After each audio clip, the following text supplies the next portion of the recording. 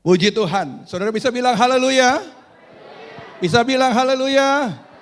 Saudara diberkati Tuhan? Saudara diberkati Tuhan? Lambaikan tangan saudara, engkau yang diberkati Tuhan. Puji Tuhan, terima kasih. 1 tahun tidak bertemu.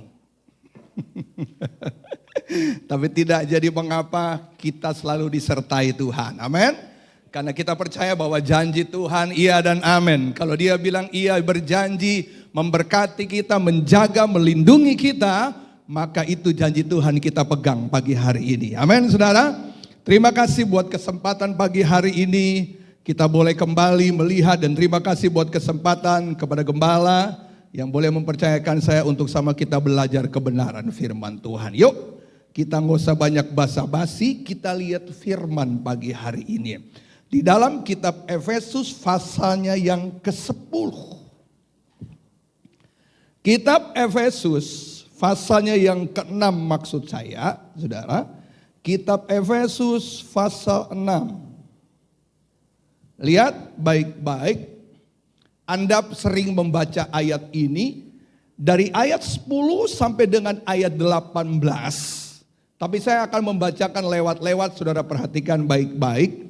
Untuk kita belajar dan diberkati lewat kebenaran firman Tuhan. Perlengkapan rohani.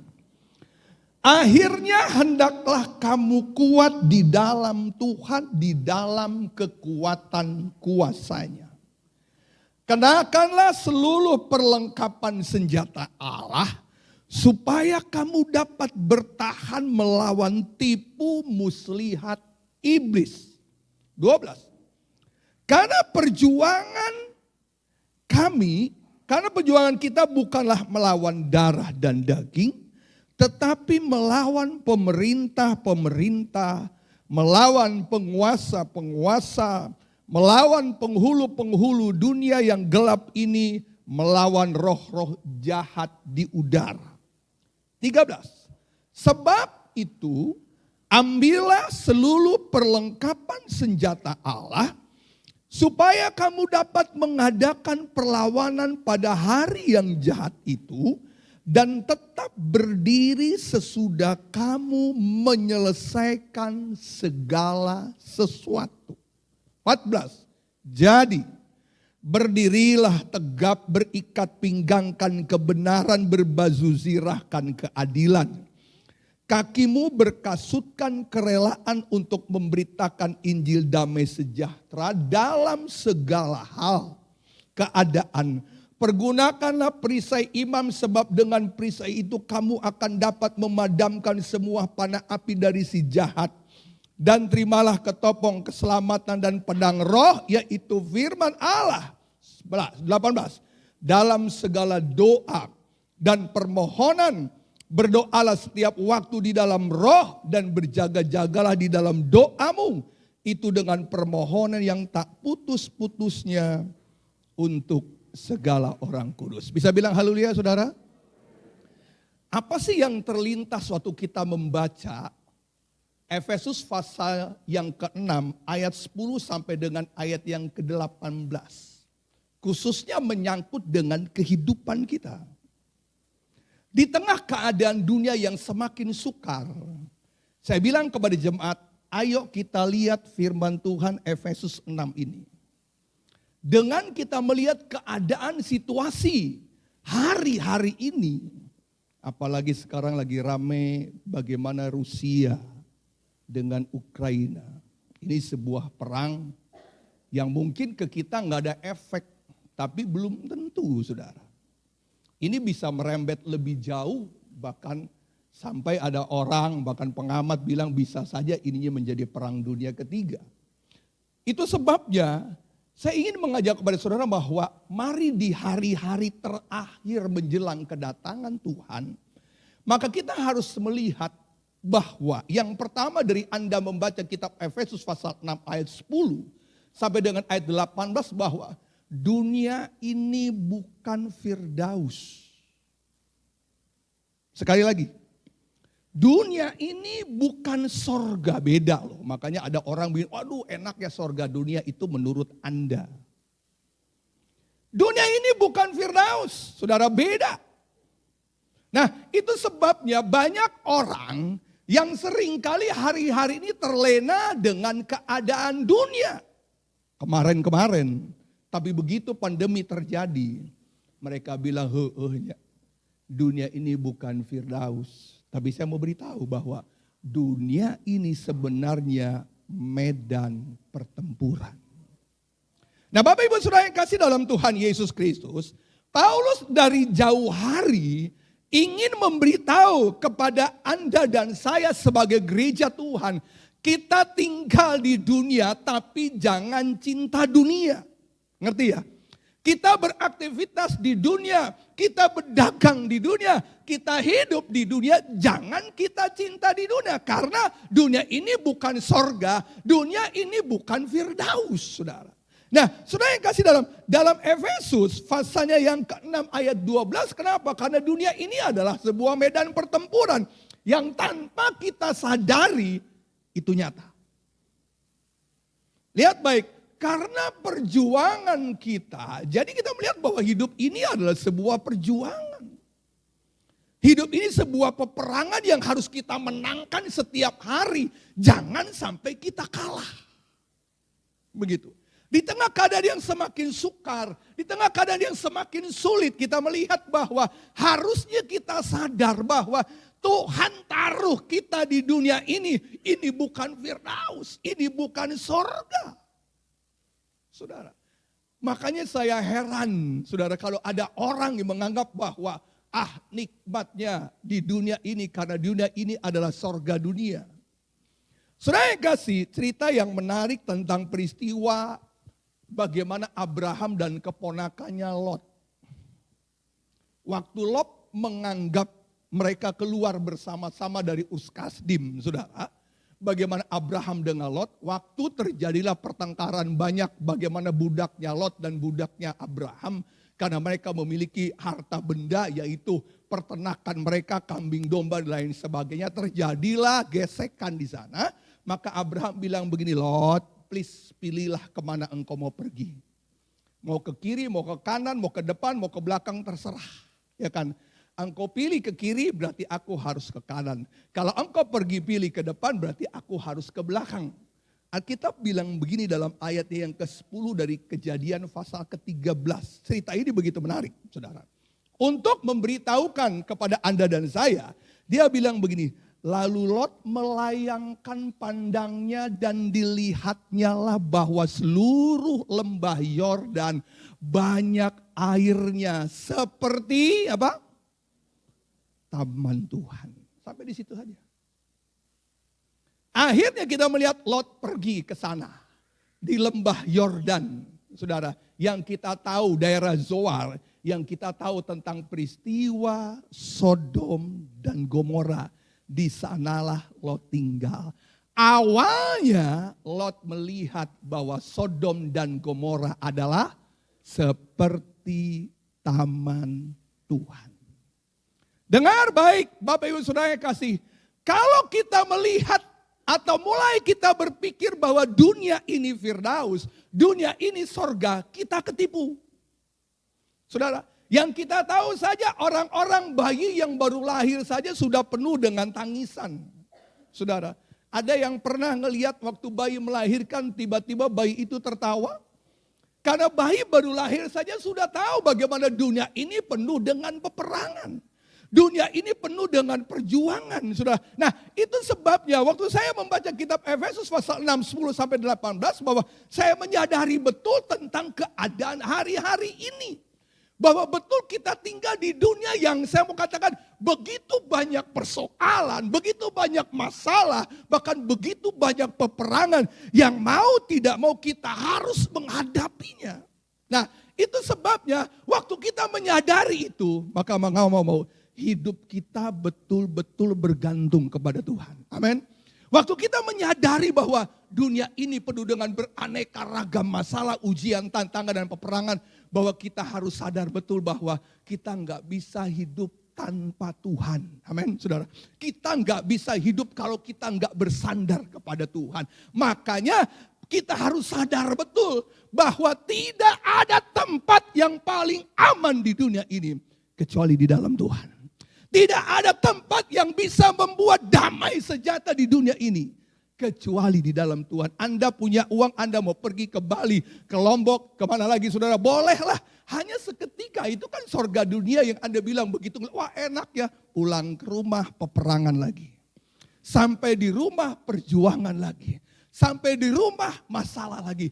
Hanya seketika, hanya di mana sesaat saja kita mungkin melihat segala keadaan. Berarti kita melihat bahwa inilah yang sebenarnya dunia di mana kita tinggal. Makanya kitab Mazmur bilang bahwa kemalangan orang benar banyak. Ya betul. Tapi puji Tuhan kita punya Allah yang selalu memberikan kita kelepasan. Yang selalu memberikan kita jalan keluar. Yang selalu memberikan kita kemenangan. Nah saudara, di bagian yang kedua waktu kita membaca kitab Efesus pasal 6. Ayat yang ke-10 sampai dengan ayat yang ke-18. Maka kita melihat bahwa dari jauh hari Tuhan tahu persis bahwa dia menempatkan kita di satu dunia yang saya mau katakan kepada saudara bahwa begitu penuh dengan peperangan.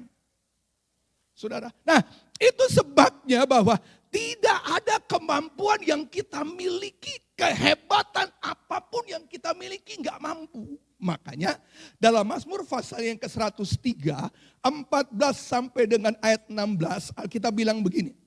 Kitab Mazmur pasal 103, 14, 16, sebab dia sendiri tahu apa itu kita. Saya sering kali bilang begini, Tuhan, kalau Tuhan tahu bahwa dunia ini penuh dengan medan pertempuran, saya bilang begini, ngapain saya ditaruh di dalam dunia?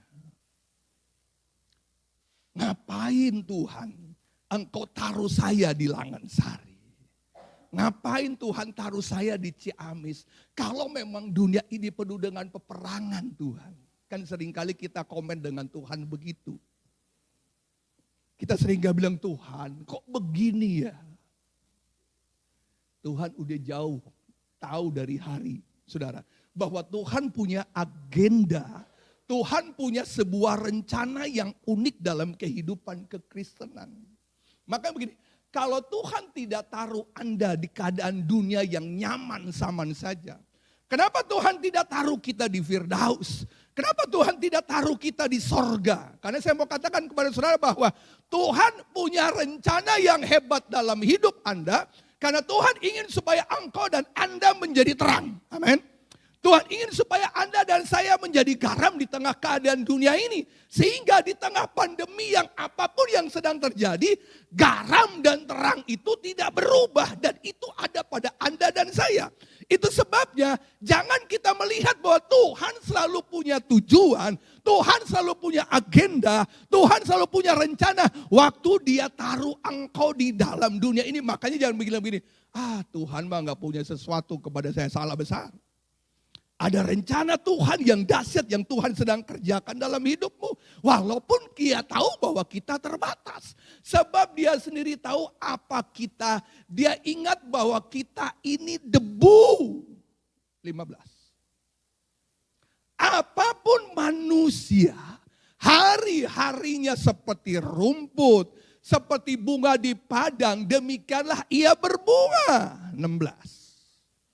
Apabila angin melintasinya maka tidak ada lagi ia dan tempatnya tidak mengenalnya lagi.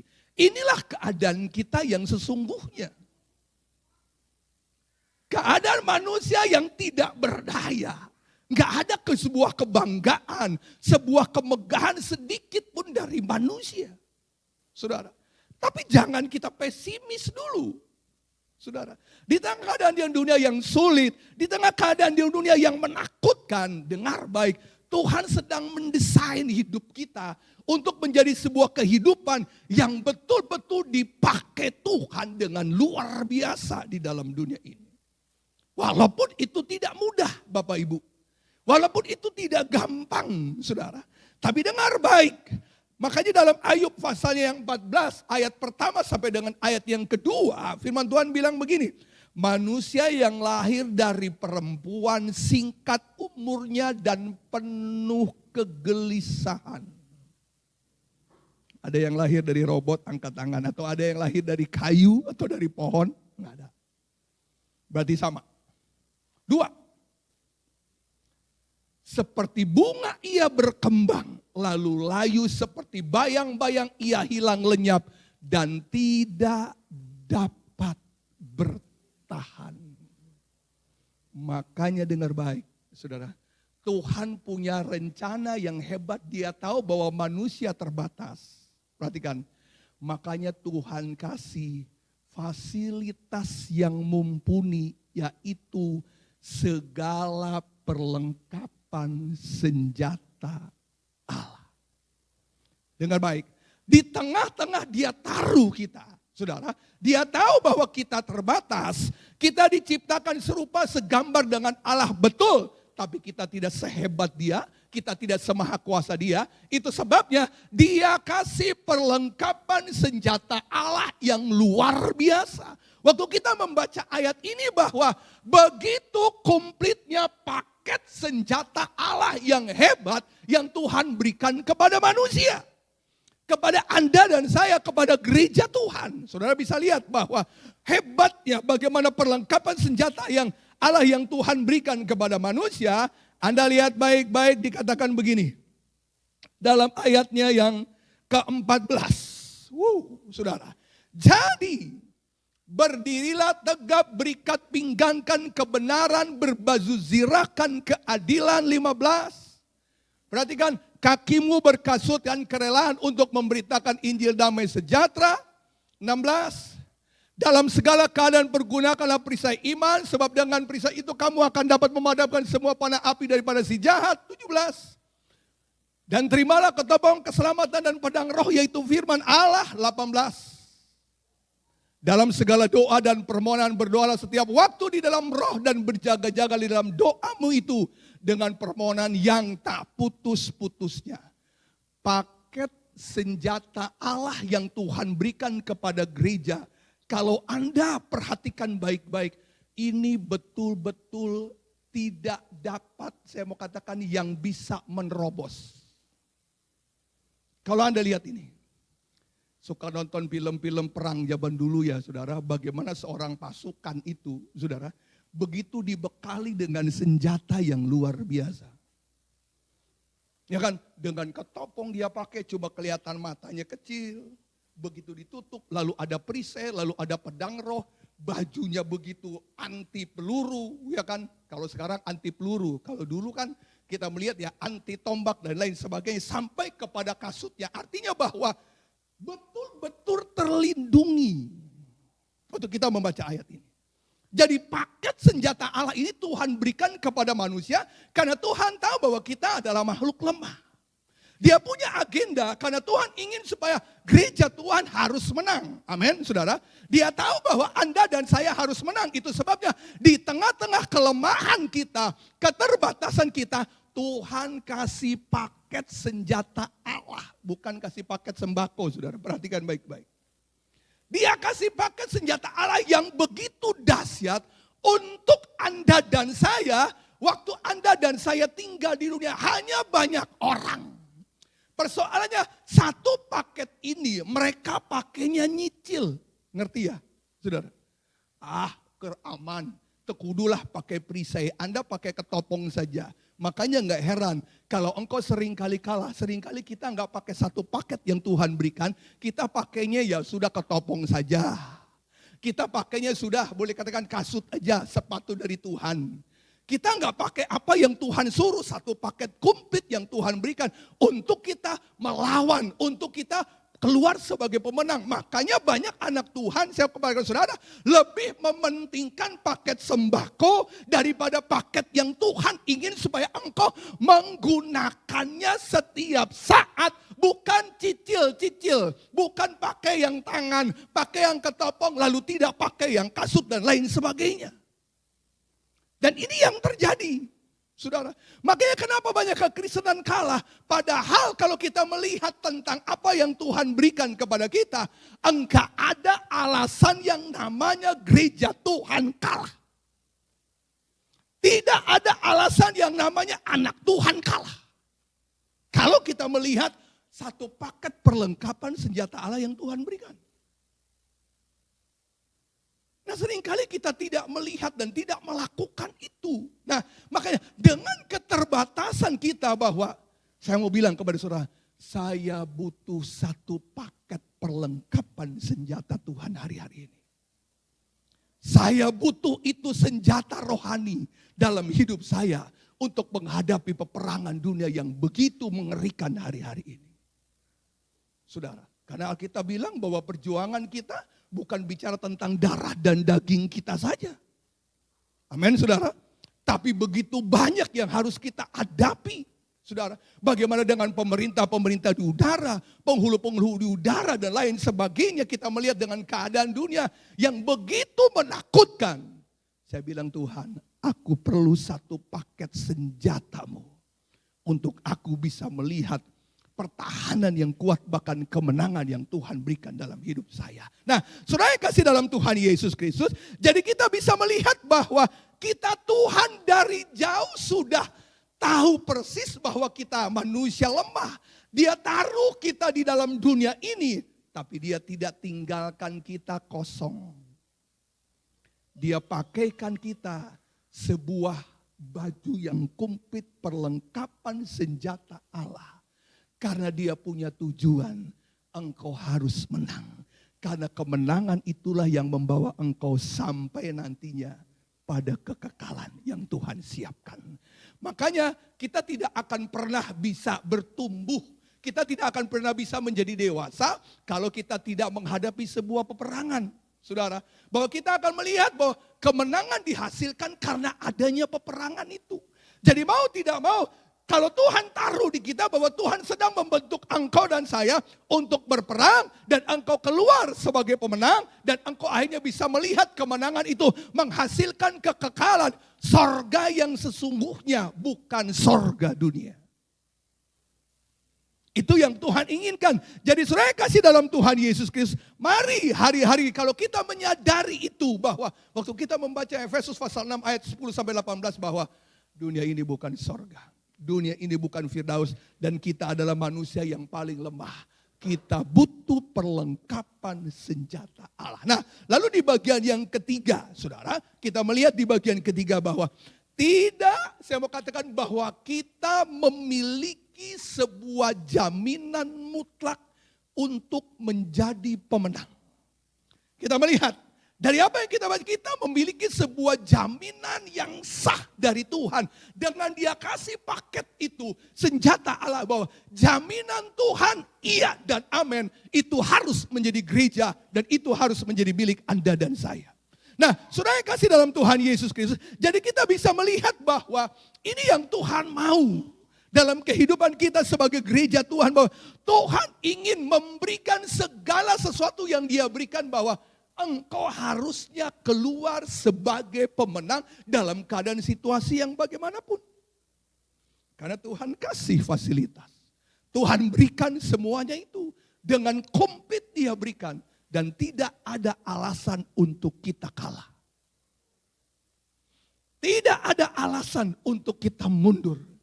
Tidak ada alasan untuk kita putus asa. Tidak ada alasan untuk kita kecewa. Kalau kita melihat, membaca konteks ini, Tuhan memberikan jaminan kepada anak-anak Tuhan, kepada gereja Tuhan. Makanya dalam kitab Yesaya yang kita tahu bersama-sama dalam Yesaya 41 ayat 10, jangan takut. Dia bilang, dikatakan di sana 41 ayat 10, sebab aku menyertai engkau, dikatakan jangan bimbang, dikatakan di sana, sebab aku ini Allahmu, aku akan meneguhkan engkau, dikatakan bahkan akan menolong engkau, aku akan memegang engkau dengan tangan kananku yang membawa kemenangan. Jadi sebenarnya jaminan kemenangan Tuhan berikan, karena dia bukan berikan lalu kita berjuang sendiri. Dia kasih paket senjata Allah yang komplit dan dia menyertai kita. Tapi seringkali kenapa saya katakan kita kecewa, kita putus asa. Karena saya sudah katakan tadi, kita memakai senjata Allah. tidak seutuhnya, tapi kita memakai separuh-separuh. Saudara yang kasih dalam Tuhan Yesus Kristus, nah kalau kita melihat keadaan ini, saudara, maka kita harus melihat bahwa kita akan menghadapi dalam sebuah pertempuran. Yang itu kita harus menangi mau tidak mau. Makanya di bagian yang keempat kita perlu apa yang namanya strategi berperang. Nah ini yang menjadi poin penting dari firman Tuhan pagi hari ini. Nah kalau kita melihat bahwa kenapa begitu pentingnya memiliki strategi? Sebab dari jauh hari firman Tuhan sudah bilang begini, Amsal pasal 20 ayat 18. Alkitab bilang begini. Rancangan terlaksana oleh pertimbangan. Sebab itu berperanglah dengan siasat. Amsal pasal yang ke-24 ayat 6. 24 ayat 6. Karena hanya dengan perencanaan engkau dapat berperang. Dan kemenangan tergantung pada nasihat yang banyak. Kalau kita belajar tentang dunia intelijen, maka setiap negara itu memiliki dunia orang-orang yang seperti itu. Indonesia punya BIN, Badan Intelijen Nasional, ya kan? Rusia punya juga, ya saudara, Israel punya Mossad. Banyak dan semua orang punya yang namanya. Nah ini mereka adalah tugasnya menyusup. Mereka akan memberitahukan bagaimana cara berperang, apa yang harus negara mereka persiapkan di tengah-tengah keadaan dunia ini. Nah begitu pun dalam kehidupan kita sebagai gereja Tuhan. Kita akan menghadapi peperangan, tapi Tuhan ingin supaya Anda dan saya tahu bagaimana strategi berperang yang benar. Karena banyak orang banyak berperang, saudara, tapi tidak memiliki strategi yang baik. Nah, seringkali kita mempersiapkan diri begini. Kita udah siapkan semua, tapi kita tidak melihat bahwa kekuatan musuh itu dia pakai apa, kan begitu, saudara. Iya kan? Kita siapkan segala perlengkapan untuk supaya kita tidak kalah. Tapi alangkah baiknya kita juga mengerti bagaimana kita tinggal di dunia yang penuh dengan keadaan. Dan kita harus tahu persis apa yang mereka lakukan untuk menghancurkan kita. Kalau kita membaca, saudara, bagaimana Efesus pasal 6 ayat 10 sampai dengan ayat 18. Apa sih yang iblis pakai untuk menjatuhkan Anda dan untuk menyerang Anda? Kalau Anda baca di sana. Apa yang iblis pakai? Senjata ampuh apa yang iblis pakai untuk menyerang kita? Lihat baik-baik. Mundur ayatnya yang lihat. 16. Ya, Efesus 6 ayat 16. Iblis pakai apa? Panah api. Baik-baik saudara. Dalam segala keadaan pergunakanlah perisai iman, sebab dengan perisai itu kamu akan dapat memadamkan apa saudara? Semua panah api dari si jahat. Jadi kita melihat bahwa setan, iblis memakai senjata yang namanya panah api. Kita melihat. Kenapa ini digambarkan seperti demikian? Kalau Anda lihat bagaimana film-film kolosal dulu ya, kalau mungkin firman Tuhan muncul hari ini mungkin udah pakai sniper. Senjata yang begitu canggih untuk tepat sasaran. Dulu kita melihat bahwa panahlah yang paling mematikan. Panah yang mematikan apalagi dipakai dengan api di ujungnya. Dan itu bukan hanya memanah orang itu langsung mati, tapi akan membakar sekitarnya. Nah, iblis pakai ini, saudara, untuk menyerang gereja Tuhan, untuk menyerang anak-anak Tuhan. Dia pakai panah api. Nah, panah api ini apa, saudara? Panah api ini kan akan membalikan semua perkataan-perkataan, saudara, yang seringkali kita buat kita lakukan, dia akan menyerang panah apinya ketakutan. Jadi dia akan memanahkan ketakutan dalam hidup Anda. Makanya banyak orang takut hari-hari ini. Itu iblis pakai panah api ketakutan. Dia panahkan panah api kekecewaan. Dia panahkan panah api kekhawatiran. Dia panahkan panah api sakit-sakitan. Itu yang dia serang dengan panah api dan itu akan tepat sasaran. Makanya kita disuruh pakai apa dia bilang? Perisai iman. Ngerti ya saudara? Jadi waktu dia patahkan begini kekhawatiran, dia panahkan tap dalam hidup seorang. Engkau harus bilang begini, aku kuat karena aku bersama dengan Tuhan. Itu yang disebut dengan perisai iman. Waktu dia memanahkan saudara bahwa keraguan-raguan dalam hidupmu. Dia panahkan itu dalam keluargamu. Dia panahkan itu dalam usahamu. Engkau bilang bersama Yesus aku jadi pemenang. Engkau harus katakan bahwa bersama Tuhan aku dapat mengalahkan. Kalau engkau mereka tanamkan kekhawatiran, tanamkan hal-hal yang menakutkan. Engkau harus bilang, dengan perisai imanmu bahwa aku kuat di dalam Tuhan. Aku punya sukacita di dalam Tuhan. Aku menang di dalam Tuhan. Aku miliki damai sejahtera dalam Tuhan. Nah, itu yang harus diperkatakan. Tapi banyak kita yang keluar dari mulut kita apa? Mengeluh. Mengeluh. Ini bukan perisai. Betul gak saudara? Ini bukan perisai. Maka dia bilang perisai iman itu seperti itu. Saudara, engkau harus mengeluarkan kata-kata setiap hari. Bangun pagi, aku percaya hari ini aku dijaga Tuhan. Amin. Bangun pagi, aku percaya hari ini keluargaku diberkati Tuhan. Amin.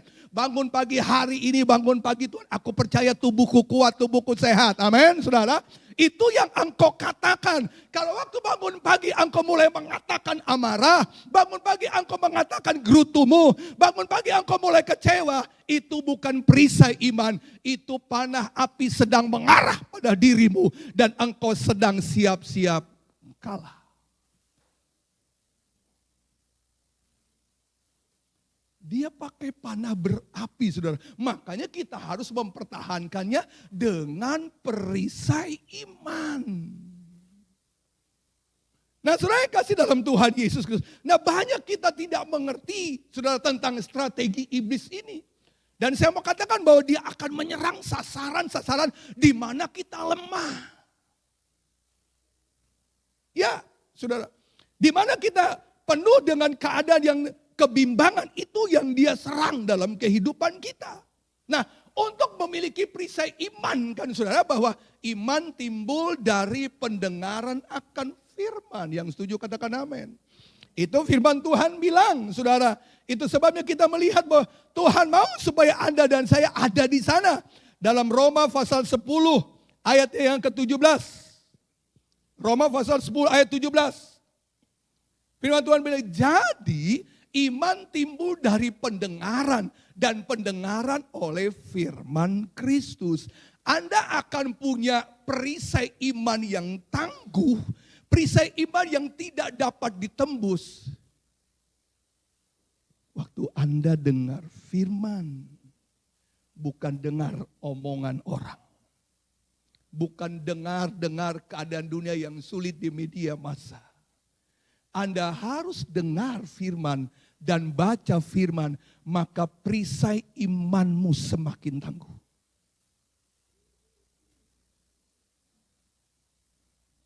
Pertanyaannya begini, apa yang kita dengar? Amin. Apa yang kita baca hari-hari ini? Itu menentukan kualitas perisai imanmu. Kalau yang Anda baca hanya hari-hari, saya mau katakan cerita-cerita yang menakutkan. Yang Anda baca hari ini, saya mau katakan hal-hal yang saya mau katakan keadaan-keadaan yang membuat kita tawar hati. Maka dia tidak akan pernah membentuk perisai iman yang kokoh. Tapi kalau kita baca firman Allah, kita dengar firman Allah, mau tidak mau perisai iman itu semakin terbentuk dengan kuat. Jadi saudara, hari ini tutuplah telinga buat kekhawatiran. Saudara, tutuplah telinga buat hal-hal yang saya mau katakan membuatkan kebimbangan. Engkau boleh ada di dunia, saudara, di tengah-tengah keadaan dunia yang semakin sukar. Tapi seringkali kita tertutup untuk firman Tuhan. Makanya pagi hari ini saya sampaikan kepada saudara, terpujilah engkau yang ada pada pagi hari dan mulai membuka telingamu untuk dengar firman Tuhan. Setiap hari itu akan menjadi perisai yang tangguh untuk mengalahkan serangan panah iblis yang jahat itu. Kita akan kalah Bapak Ibu. Karena hanya ini senjatanya. Lihat baik, dalam segala keadaan. Kembali kita ke Efesus pasalnya yang ke-6, ayat 16. Dalam segala keadaan, mau Anda susah, mau Anda senang, mau Anda takut, mau Anda khawatir. Kita bilang dalam segala keadaan, pergunakanlah perisai iman. Iblis terang, menyerang kita, kita bilang bahwa Allahku kuat, Allahku mampu mengalahkan engkau. Makanya waktu Yesus ditawarkan, saudara, setelah ia berpuasa 40 hari di padang gurun, apa sih yang dia pakai untuk mengalahkan setan? Apa dia bilang? Ada tertulis. Amin saudara. Dia hanya bilang ada tertulis iblis, engkau harus menyembah Tuhan Allahmu. Ada tertulis manusia bukan hidup dari roti saja. Yang dia sampaikan kepada iblis apa? Firman. Ini yang hari-hari ini gereja Tuhan, Anda boleh buka handphone 24 jam engkau bisa pegang, tidur aja sampai ada handphone di sebelah, handphone jadi bantal hari-hari ini. Ya dengar baik, tapi saya mau katakan baik-baik di handphonemu ada Alkitab, ada firman Tuhan, itu yang Tuhan mau Anda baca setiap hari. Renungan apapun itu yang akan menguatkan engkau dan membentuk perisai imanmu hebat. Iblis takut, saudara. Kalau Anda punya perisai iman, dia tidak akan bisa menyerang engkau, memanahkan engkau, menghanguskan engkau. Saudara, kalau kita memiliki perisai iman yang kuat, saudara. Karena ini adalah menjadi bagian terpenting. Nah, itu sebabnya kalau kita tahu bahwa iblis berperang pakai panah, api, maka kita harus memiliki perisai iman yang tangguh, saudara. Sehingga dia bilang dalam segala keadaan, pergunakanlah perisai iman sebab dengan perisai itu, siapa saudara? Anda dan saya dapat memadamkan semua panah api jahat. Kekhawatiran dalam nama Yesus. Amin saudara. Masalah dalam nama Yesus saudara. Ketakutan dalam nama Yesus. Aku tidak takut karena aku punya Tuhan yang kuat. Dalam nama itu yang Anda lakukan. Setiap hari harusnya kita melihat bahwa kita dengar firman. Dan mulut kita keluar firman setiap hari. Yang membentuk perisai iman kita semakin kuat dan luar biasa. Makanya perhatikan baik-baik saudara. Lalu kita melihat bahwa yang Tuhan inginkan bukan hanya kita melihat perisai iman, tapi perhatikan dalam ketopong. Lihat baik. Nah, dia kasih kita perisai, dia bilang begini, dan terimalah ketopong keselamatan dan pedang roh. Lalu dia bilang apa? Yaitu nggak ada lain. Engkau kalah dengan kau akan pegang pedangmu yang akan membasmi. Engkau dengan pedangmu yang akan mengalahkan. Pedang itu firman Tuhan. Perhatikan saudara. Pedang roh itu firman Tuhan. Ketopong keselamatan itu adalah firman Tuhan. Nggak ada lain. Makanya nggak heran. Kalau kita berumah bahwa hidup orang benar itu harus dengan iman. Dan itu betul. Bahwa hari-hari ini iman itu harus menjadi sebuah perisai yang kuat. Sebuah pedang yang kuat. Sebuah ketopong keselamatan yang kuat untuk menghancurkan dunia. Dan hari ini makanya gak heran kan firman Tuhan bilang. Keadaan dunia yang semakin sukar bahwa iman dunia ini akan bergoncang. Karena memang iblis memanahkan kekhawatiran. Memanahkan kekurangan yang dia sodorkan untuk supaya kita lemah, iman kita lemah. Itu yang dia panahkan setiap hari. Harusnya ini menjadi sebuah kebangkitan iman dalam gereja Tuhan. Di tengah-tengah keadaan yang sukar, keadaan yang sulit.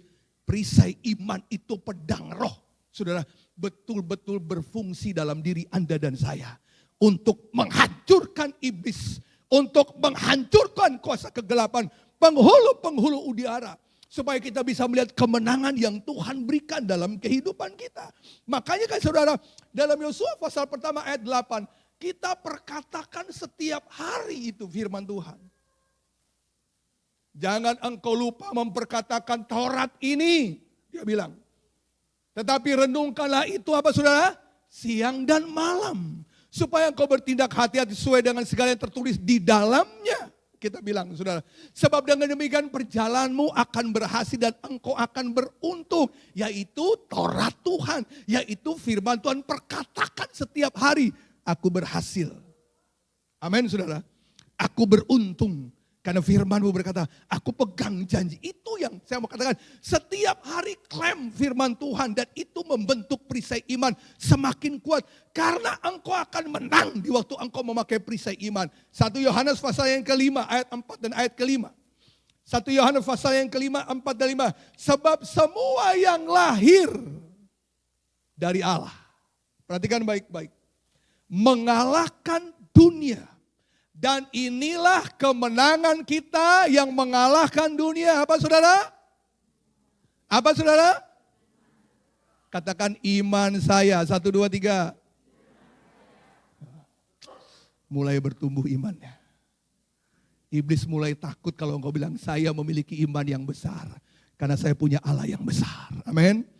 Itu yang iblis lagi gemetar kalau kekristenan setiap hari memperkatakan firman Tuhan. Memperkatakan saudara adalah Taurat Tuhan siang dan malam. Engkau sedang membuat perisai imanmu semakin kokoh. Tidak ada panah berapi yang siap menembus engkau. Tidak ada sakit penyakit. Tidak ada penyakit sampar yang dikatakan dalam Mazmur 191. Itu tidak akan menimpa engkau. Karena engkau memiliki perisai iman yang tangguh. Perisai iman yang kuat, saudara. Dan itu akan membentuk engkau menjadi manusia pemenang. Amin, saudara. Katakan manusia pemenang. 1, 2, 3. Itu akan membentuk engkau menjadi manusia pemenang, saudara. Karena saya mau katakan, Tuhan kasih tadi paket yang sempurna, paket yang betul-betul hebat buat kita untuk berperang melawan iblis. Tapi seringkali kita lupa untuk memakainya. Karena kita lupa baca firman, lupa memperkatakan firman setiap hari. Jadi hari ini, di tengah keadaan dunia yang sukar, kalau Anda baca kitab Efesus pasal 6 ayat yang 10-18, ayo praktekkan. Iblis siap menyerang dengan panahnya kapan saja silahkan. Tapi engkau juga memperkatakan firman Tuhan kapan saja. Amin. Di mana saja. Engkau berkata, aku jadi pemenang, aku punya Tuhan. Aku sembuh karena aku punya Tuhan. Aku tidak takut karena aku punya Tuhan. Itu yang engkau katakan setiap hari. Dan engkau akan membentuk sebuah perisai iman yang kuat dan tebal. Panah beracun apapun, panah berapi apapun tidak akan menembus engkau. Karena kita percaya firman Tuhan iya dan amin. Ia akan membimbing engkau, dia akan mengarahkan engkau menjadi kuat di dalam Tuhan. Sehingga iblis takut kalau bicara dengan firman Tuhan. Karena kita melihat bahwa firman Tuhan adalah sebuah ketetapan. Saya bilang kepada saudara. Karena ini hak mutlak. Adalah Allah yang berfirman. Nah kalau kita tidak memperkatakan itu di tengah-tengah keadaan dunia yang sukar saudara. Maka kita sedang membuka. Saya mau katakan baju perlengkapan senjata Allah. Dan iblis gampang masuk dan merusak kita. Saudara di tengah keadaan yang dunia ini yang semakin susah. Tapi pagi hari ini kita melihat bahwa ayo waktu kita dengar firman Tuhan, jangan hanya cuma dengar, perkatakan setiap hari. Itulah perisai iman yang membuat engkau menang, yang membuat engkau kuat, yang memiliki engkau damai sejahtera, yang membuat engkau punya sukacita di tengah keadaan yang semakin sukar ini. Kita tetap alami damai sejahtera karena kita memperkatakan firman Tuhan. Karena di dalam Tuhan ada damai sejahtera. Di dalam Tuhan ada sukacita. Di dalam Tuhan ada kemenangan. Jadi pagi hari ini mari kita belajar 4 poin penting waktu kita membaca Filipi pasal yang ke-6 ayat yang 10-18. Dunia ini bukan Firdaus. Tuhan tahu kekuatan kita. Tidak ada alasan untuk kalah. Tuhan memberikan jaminan kemenangan. Dan belajarlah untuk memiliki strategi berperang yang jitu. Yaitu memiliki perisai iman yang tebal. Tuhan Yesus memberkati kita.